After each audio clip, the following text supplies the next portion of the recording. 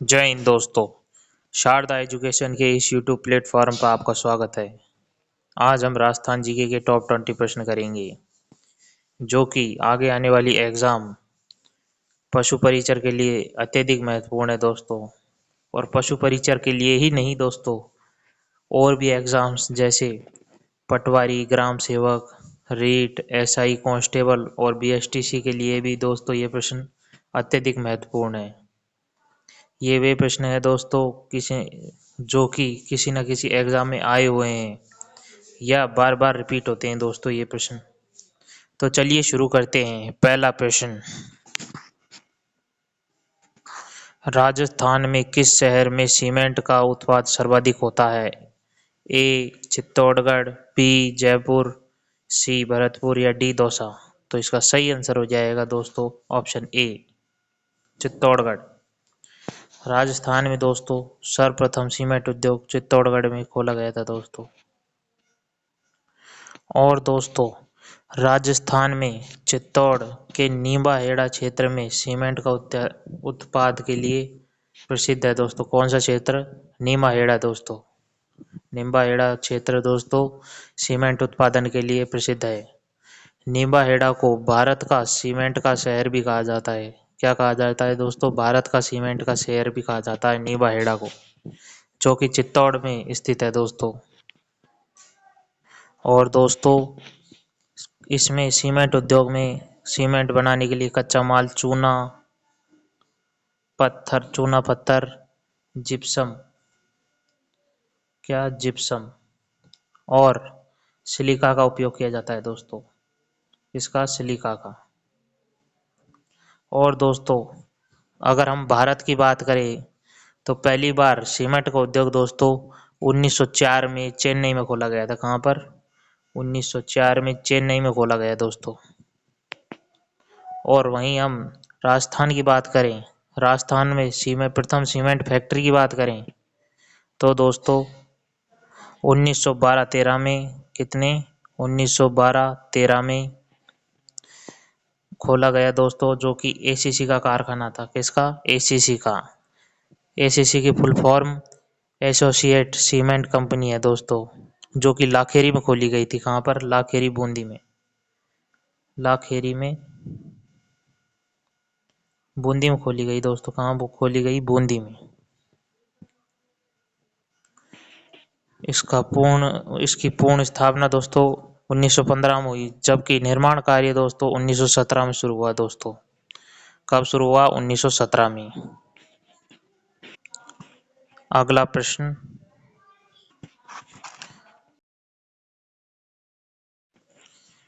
पुरुषों के अनुपात में अधिकतम महिलाओं वाला जिला राजस्थान में कौन सा है? ए डूंगरपुर, बी उदयपुर, सी बांसवाड़ा या डी सिरोही। तो इसका सही आंसर हो जाएगा दोस्तों ऑप्शन ए डूंगरपुर, जो कि दोस्तों पुरुषों के प्रति 1000 पुरुषों पर महिलाओं की संख्या में डूंगरपुर का स्थान दोस्तों पहले नंबर पर आता है राजस्थान के अंतर्गत, जो कि प्रति 1000 पुरुषों पर महिलाओं की संख्या दोस्तों डूंगरपुर में कितनी है? 994 है दोस्तों। कितनी? 994 डूंगरपुर में है दोस्तों प्रति 1000 पुरुषों पर। और सेकंड नंबर पर दोस्तों कौन सा जिला है? राजसमंद। कौन सा? राजसमंद है दोस्तों, जिसमें है 990 प्रति 1000 पुरुषों पर महिलाओं की संख्या 990 है। तीसरे स्थान पर दोस्तों पाली है। कौन सा? पाली है दोस्तों, जिसमें प्रति 1000 पुरुषों पर महिलाओं की संख्या है दोस्तों 987। कितनी? 987 है दोस्तों। वहीं दोस्तों न्यूनतम संख्या की बात करें हम तो दोस्तों न्यूनतम संख्या के हिसाब से धौलपुर पहले नंबर पर आता है। कौन सा? धौलपुर जिला, जिसमें प्रति 1000 पुरुषों पर महिलाओं की संख्या 846 है। कितनी है दोस्तों? 846। वहीं दोस्तों कुल राजस्थान में प्रति 1000 पुरुषों पर महिलाओं की संख्या की बात करें तो दोस्तों पूरे राजस्थान में दोस्तों प्रति 1000 पुरुषों पर महिलाओं की संख्या कितनी है? 928 है दोस्तों। कितनी? 928। प्रति 1000 पुरुषों पर 928 महिलाओं की संख्या है, अगर राजस्थान की बात करें ऑल ओवर। अगला प्रश्न, राजस्थान में सबसे कम लिंगानुपात वाला जिला है? ए जयपुर, बी कोटा, सी अजमेर या डी धौलपुर। तो इसका सही आंसर हो जाएगा दोस्तों ऑप्शन डी धौलपुर, जिसमें दोस्तों प्रति 1000 पुरुषों पर महिलाओं की संख्या 846 है। कितनी है? 846। अगला प्रश्न, अगला प्रश्न, राज्य में विश्व बैंक को आर्थिक सहायता से जिला गरीबी उन्मूलन योजना की वर्ष प्रारंभ की गई? ए 2002, बी 2001, सी 2000 या डी 1999। तो दोस्तों इसमें यह प्रश्न पूछ रहा है कि राज्य में विश्व बैंक की आर्थिक सहायता से जिलों में गरीबी उन्मूलन योजना किस वर्ष प्रारंभ की गई थी दोस्तों? तो इसका सही आंसर हो जाएगा दोस्तों ऑप्शन सी। ऑप्शन सी सही हो जाएगा दोस्तों। इसमें वर्ष 2000 में यह योजना प्रारंभ की गई थी दोस्तों। अगला प्रश्न, राजस्थान में सूखा संभाव्य क्षेत्र कार्यक्रम वर्ष किस वर्ष प्रारंभ किया गया? अर्थात दोस्तों राजस्थान का सूखा संभाव्य कार्यक्रम है, वह किस वर्ष लागू किया गया था, अर्थात प्रारंभ किया गया? ए वर्ष 1974-75, बी वर्ष 1989-80, सी 1984-85 या डी 1989-90। तो इसका सही आंसर हो जाएगा दोस्तों ऑप्शन ए। ऑप्शन ए हो जाएगा दोस्तों इसका।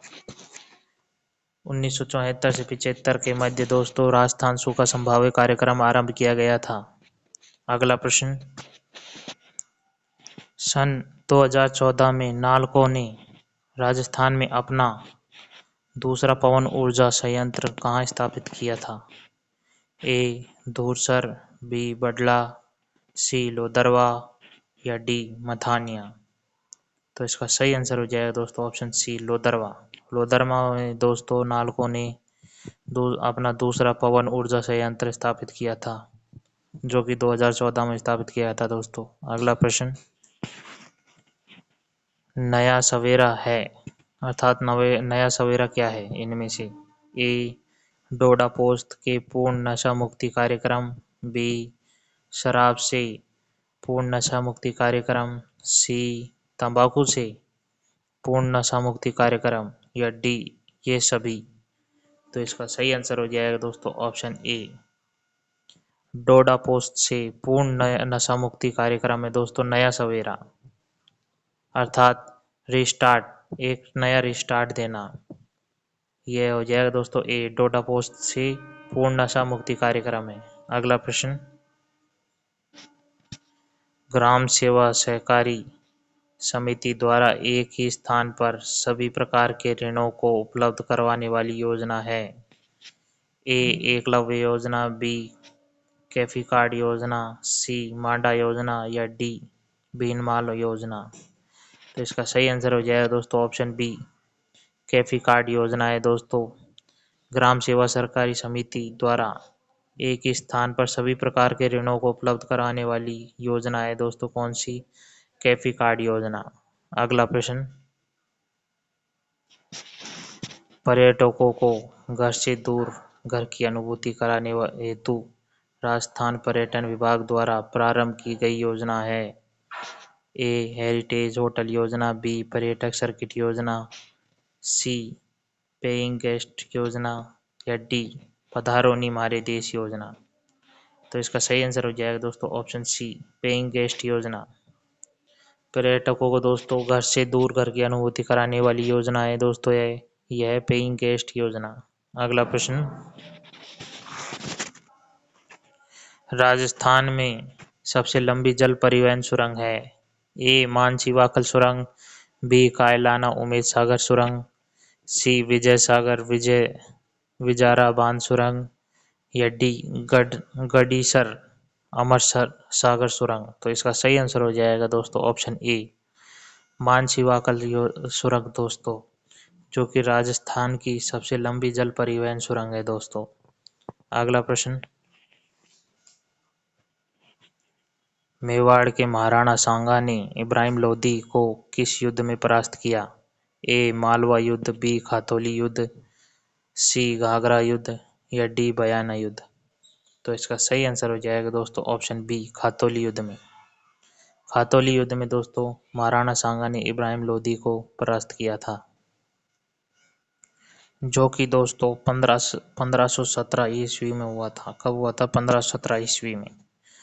जो कि दोस्तों खातौली खातौली नामक स्थान कोटा में पड़ता है। कहाँ पड़ता है? कोटा में।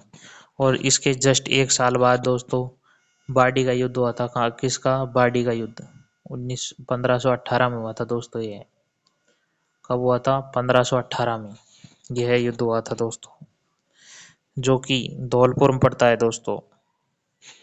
अगला प्रश्न,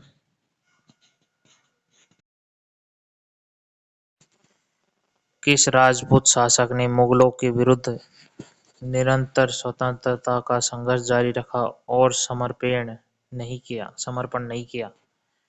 ए बीकानेर के राजा राय सिंह, बी मारवाड़ के राव चंद्रसेन, सी आमेर के राजा भारमल या डी मेवाड़ का राजा अमर सिंह। तो इसका सही आंसर हो जाएगा दोस्तों ऑप्शन बी मारवाड़ के राव चंद्रसेन ने कभी भी दोस्तों मुगलों के विरुद्ध निरंतर स्वतंत्रता का संग्राम जारी रखा था दोस्तों, और कभी भी इन्होंने समर्पण नहीं किया था। राव चंद्रसेन, जिनका राज दोस्तों 1562 से 1581 तक था। कब तक? 1562 से लेकर 1581 तक था। कब तक? 81 तक। इन्होंने अपने भाई राम को दोस्तों नोडल अर्थात पाली और उदय सिंह को लोहावाट युद्ध में हराया था।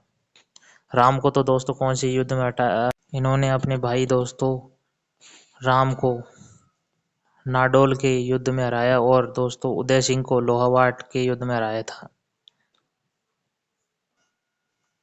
यह युद्ध हारने के बाद दोस्तों राम अकबर के पास चला गया था।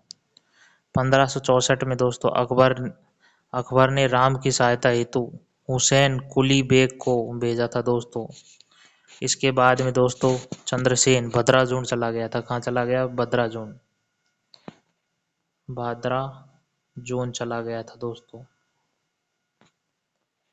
और दोस्तों 1570 में चंद्रसेन अकबर के नागौर दरबार में गया, लेकिन अकबर का झुकाव दोस्तों उदय सिंह की तरफ था। यह देखकर दोस्तों वह अकबर से बिना मिले ही वापस आ गया था दोस्तों।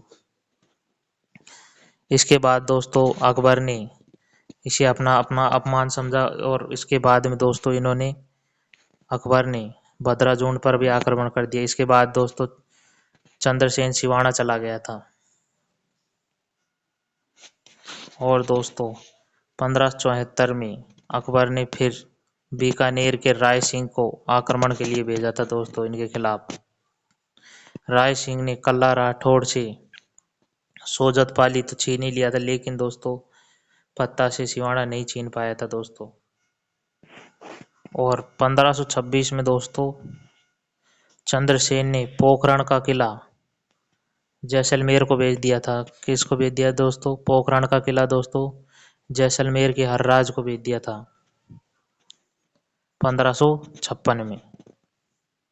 कितने में? 1556 में भेज दिया था दोस्तों। राव चंद्रसेन ने दोस्तों आजीवन अकबर के साथ संघर्ष करता रहा दोस्तों, अकबर की अधीनता स्वीकार नहीं की। इनके कुछ साथी भी थे दोस्तों, जिनके नाम सुखराज, सुखराज, सूजा और दोस्तों देवीदास थे दोस्तों। इनके 3 साथी थे। और दोस्तों इन्हें उपाधियां भी दी जाती है, जैसे मारवाड़ का प्रताप भी कहा जाता है इन्हें मारवाड़ का प्रताप का अग्रगामी, मारवाड़ का भूला बिसरा राजा भी कहा जाता है दोस्तों इन्हें। अगला प्रश्न, मारवाड़ का कौन सा शासक स्वतंत्रता प्रेमी था जिसने मुगलों को अधीनता स्वीकार नहीं की? मुगलों की अधीनता स्वीकार नहीं की। ए राव चंद्र सेन, बी महाराजा जसवंत सिंह प्रथम, सी राव उदय सिंह या डी महाराजा अजीत सिंह। तो इसका सही आंसर हो जाएगा दोस्तों ऑप्शन ए, राव चंद्र सेन ने दोस्तों कभी भी मुगलों की कभी भी अधीनता स्वीकार नहीं की थी दोस्तों। अगला प्रश्न, मुगल विरोधी कार्यवाही की दृष्टि से महाराणा प्रताप का पथ प्रदर्शक माना जाता है? ए राव चंद्र सेन, बी राणा संग्राम सिंह को, सी राणा उदय सिंह को या इनमें से कोई नहीं। तो इसका सही आंसर हो जाएगा दोस्तों ऑप्शन ए, राव चंद्र सेन को दोस्तों मुगल विरोधी कार्रवाई की दृष्टि से महाराणा प्रताप का पथ प्रदर्शक माना जाता है। अगला प्रश्न, मालदेव के पश्चात मारवाड़ का शासक बना? ए जैतमाल, बी राम, सी चंद्रसेन या डी पृथ्वीराज। तो इसका सही आंसर हो जाएगा दोस्तों ऑप्शन सी, चंद्रसेन बना था दोस्तों। अगला, मालदेव के पश्चात दोस्तों मारवाड़ का अगला शासक राव चंद्रसेन बने थे। अगला प्रश्न, लीडिंग कोशिकाएं पाई जाती हैं? ए वृषण के अंतराली संयोजी ऊतक में, बी मेंढक के वृक्क में, सी मेंढक की टेस्टिस में या डी सशक के टेस्टिस में। तो इसका सही आंसर हो जाएगा दोस्तों ऑप्शन ए, वृक्क के अंतराली संयोजी ऊतक में लीडिंग कोशिकाएं पाई जाती है दोस्तों। अगला प्रश्न, वृषण का अंतःस्रावी ऊतक कौन सा है? ए एपिडर्मिस, बी इंगुइनल नलिका, बी अर्थात सी लीडिंग की कोशिकाएं या डी स्पर्मेटिक कार्ड। तो इसका सही आंसर हो जाएगा दोस्तों ऑप्शन डी सही हो जाएगा दोस्तों। स्पर्मेटिक कार्ड दोस्तों अंतःस्रावी ऊतक है दोस्तों। वृषण का अंतःस्रावी ऊतक कौन सा है दोस्तों? स्पर्मेटिक कार्ड है दोस्तों। अगला प्रश्न, जीवन की उत्पत्ति के लिए सबसे आवश्यक है? ए कार्बन, बी ऑक्सीजन, सी जल या डी नाइट्रोजन। तो इसका सही आंसर हो जाएगा दोस्तों ऑप्शन सी, जल। अगला प्रश्न, मोबाइल फोन की बैटरियों में निम्नलिखित में से कौन सी एक धातु मुख्यतः उपयोग में लाई जाती है? ए ताम्र कॉपर, बी जस्ता जिंक, सी निकेल या डी लिथियम। तो इसका सही आंसर हो जाएगा दोस्तों option D, lithium. Mobile phone की बैटरियों में दोस्तों निम्न में से लिथियम धातु उपयोग ली जाती है। अगला प्रश्न, ठंडे देशों में शीतकाल में झीलें जम जाती हैं नीचे का पानी छोड़कर? ए 0 डिग्री सेल्सियस पर, बी 0 फ़ारेनहाइट पर, सी 4 डिग्री सेल्सियस पर या डी 4 फ़ारेनहाइट पर। तो इसका सही आंसर हो जाएगा दोस्तों ऑप्शन ए, 0 डिग्री सेल्सियस पर दोस्तों ठंडे देशों में शीतकाल में झीलें जम जाती हैं। कितने डिग्री सेल्सियस पर? 0 डिग्री सेल्सियस पर दोस्तों। तो दोस्तों आज के टॉप 20 प्रश्न यहीं समाप्त होते हैं। ये प्रश्न दोस्तों कल होने वाली एग्ज़ाम जो कि पशु परिचर के लिए अत्यधिक महत्वपूर्ण है। ये वे प्रश्न है दोस्तों जो कि आने वाली एग्ज़ाम्स के लिए बहुत ही महत्वपूर्ण है दोस्तों। आप इन सभी प्रश्नों का आंसर हमारे कमेंट बॉक्स में दे सकते हैं। आपका वीडियो देखने के लिए धन्यवाद। जय हिंद।